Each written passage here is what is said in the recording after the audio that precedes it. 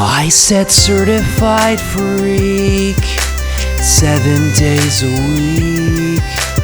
Wet ass pussy, make that pull-out game weak. Owl City is a band you may remember blasting from your older sister's bedroom because your parents thought the Postal Service had too much cursing in it. Now, before I spend several minutes of both of our lives ripping into the later two-thirds, okay, almost the entirety of Adam Young's songwriting career, I think it's important to establish something up top. Owl City. There's a charming simplicity to the songwriting and melodies of the first few Owl City projects. They're full of nonsense lyrics about nature, animals, lucid dreaming, flying through the sky, boats. They set a very specific mood and they encourage your mind to conjure really colorful images, or maybe that's my synesthesia. The songwriting was full of these big dynamic shifts, and the limited instrumental palette was used to great effect to emphasize this stuff. Breathe and I'll carry you away. There are these moments where a real drum set recorded on what sounds like a single mic in a bathroom comes in and breaks up the highly synthetic vibe. The usage of real strings also helps with this. In 2010, I saw Owl City open for John Mayer, of all people. To Jen. I've pre-signed copies to Jen. We have something from the Jen pile? Will you go by Jen? And for the live show, they had a string section come out first and just open with the bridge to Umbrella Beach by themselves, and it was sick as hell. And speaking of sick as hell, look, we can all agree that Fireflies is a classic, right? Like, we all know this by now. Like, all the memes aside, this song is fucking, like, good as fuck, right? You would not believe your eyes if 10 million fireflies. New York City, listen to me. Take this record serious right here, New York.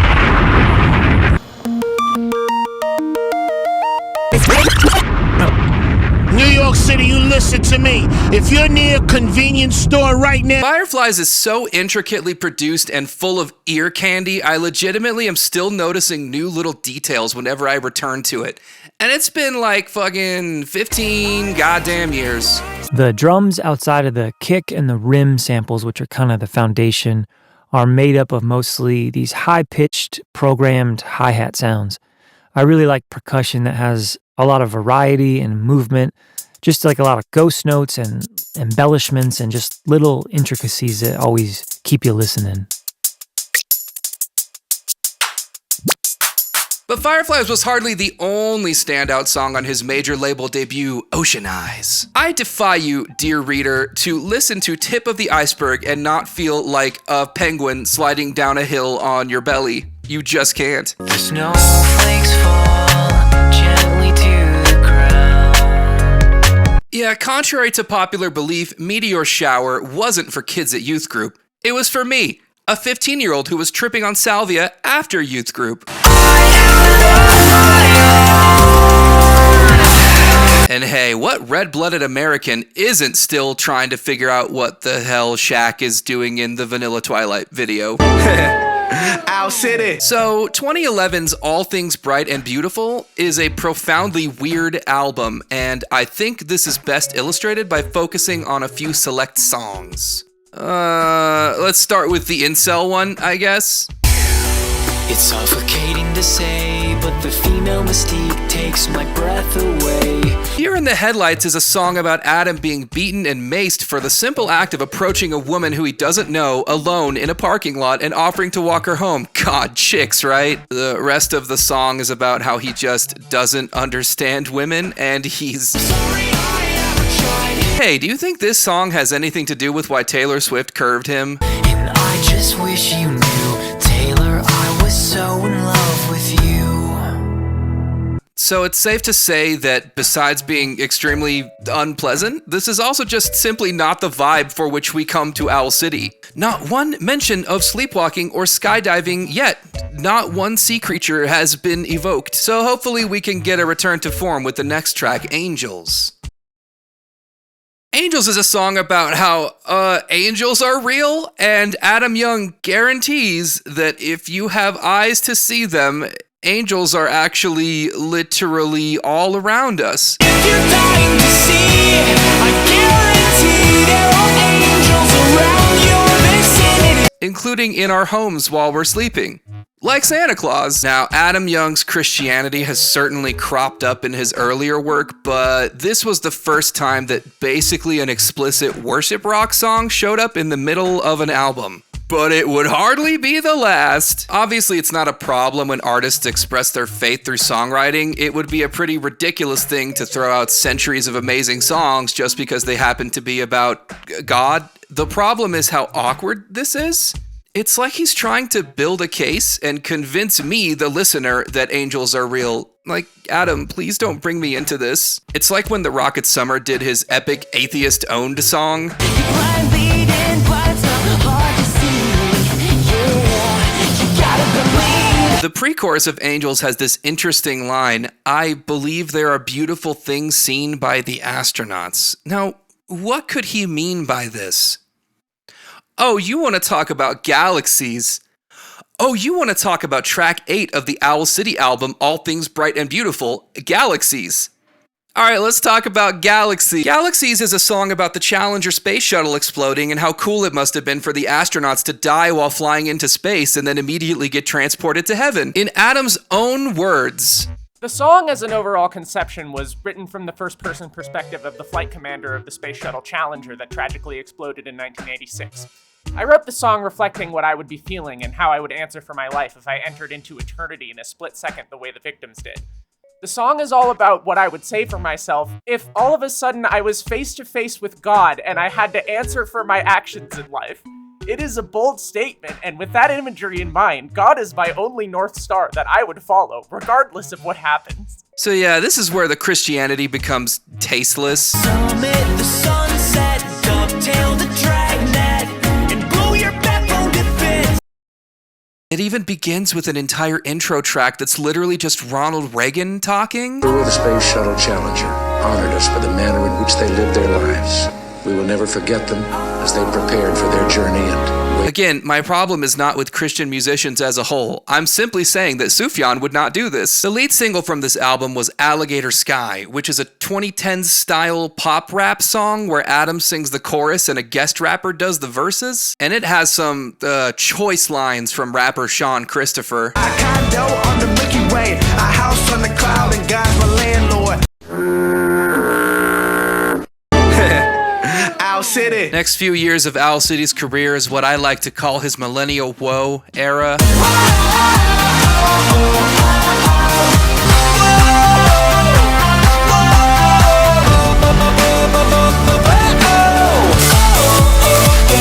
The top comment on his most recent music video claims that Adam never sold his soul, which is a really funny thing to say about an artist for whom 3 of the top 10 songs on Spotify are from cartoon soundtracks. I mean, who can forget Shine Your Wave from DreamWorks' The Croods 2013? This is the only other era besides the Fireflies era in which Owl City had any cultural relevance whatsoever. Adam was everywhere for a while through a bizarre combination of that song he did with Carly Rae Jepsen and being immortalized forever by doing the credits song for Wreck-It Ralph. Neither of which contain the worst examples of Adam Young's artistic impulses, but also neither of which I'm ever interested in listening to ever again. The fucking lyrics from this era, man, what is going on? Shout out to the dreams you'll chase. Shout out to the hearts you'll break.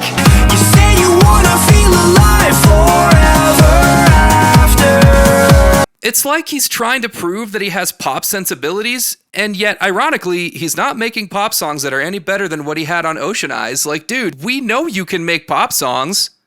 Just make good ones. So overall, the 2012 album The Midsummer Station is forgettable pop music that strays further and further away from the original sweet and sincere appeal of Owl City. But I would call it an improvement over All Things Bright and Beautiful because at no point does it celebrate anyone's frail bodies exploding in space. And blow your backbone to bits.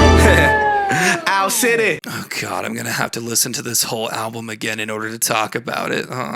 So the album is called Cinematic, and he accomplishes that cinema feel by putting like free bird and cricket sound effects that you can find on YouTube all over the album. We got this song, Not All Heroes Wear Capes, which sounds like a parody country song I'd write to make fun of the band Perry. Some folks don't believe in heroes 'cause they haven't met my dad. This man is truly using every vibraphone and glockenspiel preset that his $200 purchase of Logic Pro bought him. And to dream.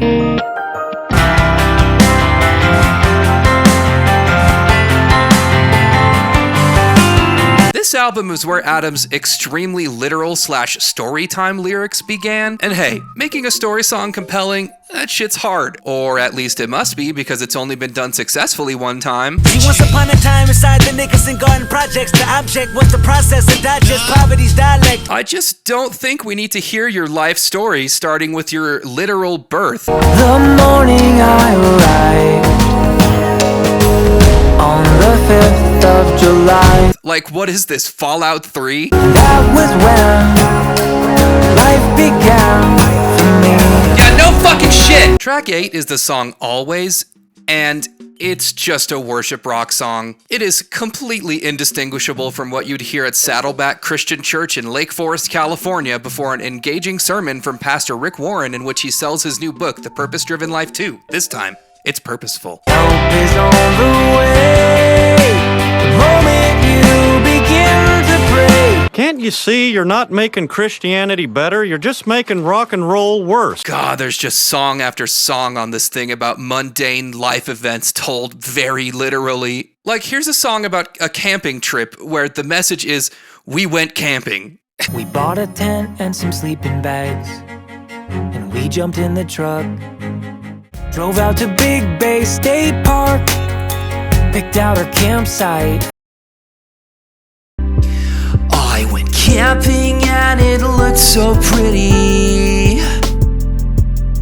Then I went home and I felt shitty. There is nothing wrong with romanticizing an ordinary life, but you have to actually, romanticize it. Street corner, 2 a.m, getting a taxi home. I've never had a life like that. You shouldn't just describe an event in literal terms and then make it rhyme and call that a song. Cinematic is supposed to evoke the soundtrack to a movie, and if Seventh Heaven ever does a reunion, I guess we know who to hire. And story songs are bad. I'm just gonna say it. We gotta stop making story songs. Why are you booing me? I'm right! Owl City. So Coco Moon. I gave this album a shot when it came out in 2023, and I laughed out loud so many times during the first 3 tracks that I knew one day I would need to talk about it. So what the fuck happened here? Well, what happened is that Owl City made another album full of songs describing life events, except this time they are all 5 minutes long. The opening track on this thing is a story song about his time working at a grocery store and how it taught him hard work and stick-to-itiveness. And he carries these lessons with him today. Cool, man. Great idea for a rock song. Adam frozen 1 years of service, but I felt like the man.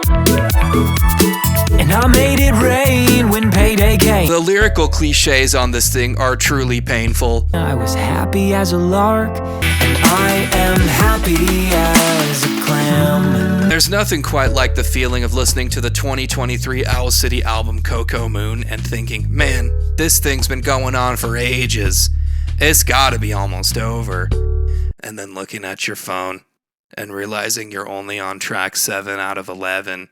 And the next song is 6 minutes and 31 seconds long. So Dinosaur Park is an entire song dedicated to Dinosaur Park, a dinosaur park in South Dakota whose sculptor Emmett Sullivan is also known for making this Jesus statue as a favor to a notable Holocaust denier. Listen, there are a lot of Wikipedia tangents that could pad out the length of this video. It's not really what I'm here to do. There's not much that I have to say about how in 2016 he made 11 instrumental albums in 1 year. I was popping a lot of painkillers during that time. I didn't listen to him. But okay, enough fucking around. We gotta talk about vitamin C. Do do do. I think highly of Hawaii. Oh my god. So heads up, Nancy, don't get antsy. This is awesome. A weekend in Waikiki is what I need. And then the steel drum sample comes in and I lose it every single time. It's a song about going to Hawaii and enjoying being in Hawaii. No nuance whatsoever. Sitting on a beach is cheaper than therapy. No, it isn't. So, like, besides it being, like, so bad it becomes hilarious, this song is a colonizer anthem. And you can call me the friend who's too woke all you want, but I am right. When I walk on the beach, I never wanna leave. Cause when I get kinda salty, I need some vitamin C. I've always been a big fan of Adam's pre-Owl City project, Port Blue. It's an instrumental project full of these wistful soundscapes and eerie Foley samples and these trippy kind of hip-hop style drum loops.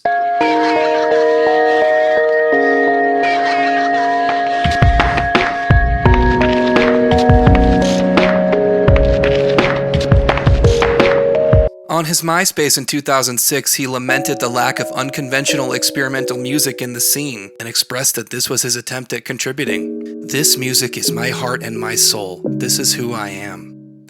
I guess the question I came here to answer is, what happened to that creative spark? What happened to Owl City? Money. Thanks for watching. Subscribe if you want to see me do this to Fall Out Boy next.